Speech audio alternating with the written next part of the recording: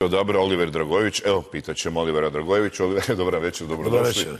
Dakle, vi ste obišli svijeta i svijeta, vjerojatno ste naputovali u svojoj karijeri, ali jeste bili ovim sad modernim destinacijama, Indija, Tajland, Iran, Južna Afrika, Vijetnam?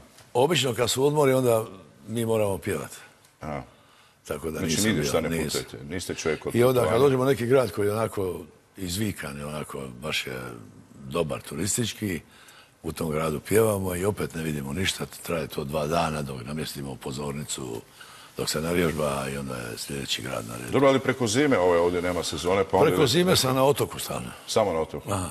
Dobro, vraćamo se još na taj otok. Nismo zvali kao turističkog vodiča, nego povodom vašeg 70. rođendana i koncerta koji u subotu imate u Zagrebačkoj areni. Koncert je rasprodan, tako da ovo nije reklama sad ovo, nego me zanima kako vam se da slaviti rođendan? S 10.000 ljudi je to, jel? Možda i malo više, ali je...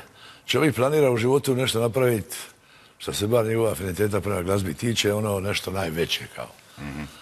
Pa mi se čini da je to ovo sad.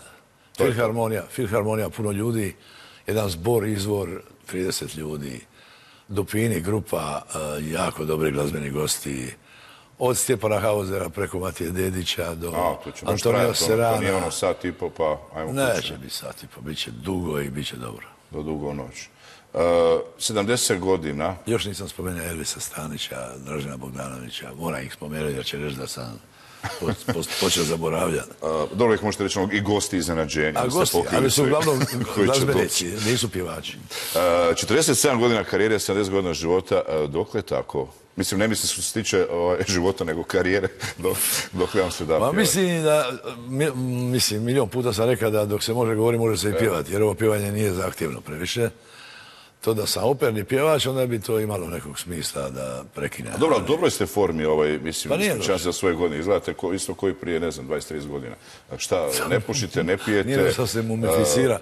Kefir, sirutka, šta ono? Ništa, živi najnormalnije i... I pijete i pušite? Da, ne pijem baš. Mislim, nije kefir samo, jel? Ne. Pa šta je onda tajna, šta vas drži? Tajna je ljetine raditi puno. Dobro. Čuva se toga stresa, vrućine i gužvi i tako. Sad sam rečeo, znači 70 godina života, 47 karijere. Znači počeli ste s 23 godine? Ma kakvi. 61. sam pjevao. Aha, nema veze, ovo je neki službeni početak. To je vjerojatno za Facebook ili ove stranice, neke web stranice. Ja sam počeo 61. sa pjesmom Baloni i to je od tada stalno, pa recimo da je to, ako je 61. onda je to 56 godina. Dobro, evo te pjevate 56 godina, ali ste rekli da ovdje nama nećete pjevati. Inače, svatko ovdje tko zna nešto o pjevanju, propjevao je, a vi baš ovo nećete. Moram pjevati zato što gledatelji očekuje da ćete vi sad ustati pa zapjevati. Da vas informiram, zadnji put sam gledao Damira Urbana, nije piva. Ali zato što nije bio kao pjevač, nego je bio kao glumac. Pa ja sam glumac sad. Dobro, hoću vas samo za kraj, hoću vas to još desetljećima pitat, ona vaša divna pjesma Vela Luka i Jasna Zlokić, Žuvela, jel? Znači, nikad nisam vidio Velu Luku do jednog dana i uvijek sam zamišljao, nije bilo ni interneta, baš ni televizije nešto, uvijek sam zamišljao ta Vela Luka, to je neko idilično, prekrasno, bajkovito, mediteransko mjestašce i onda ja prije 10 godina idem u tu Velu Luku i sam uzbuđen da ću vidjeti konačno tu opjevanu, pa nije baš kao u bajci. Moram vam reći. Vela Luka je novo mjesto i nije mogla imati onako jezgru povijesnu koji ostali veliki gradovi, ali je zato puna uvala, puna iznenađenja, ima previše prostora. Jako dobri eklapa ima, društava dobrih gdje se oni nađu, zapjeva se, popije se, pojede.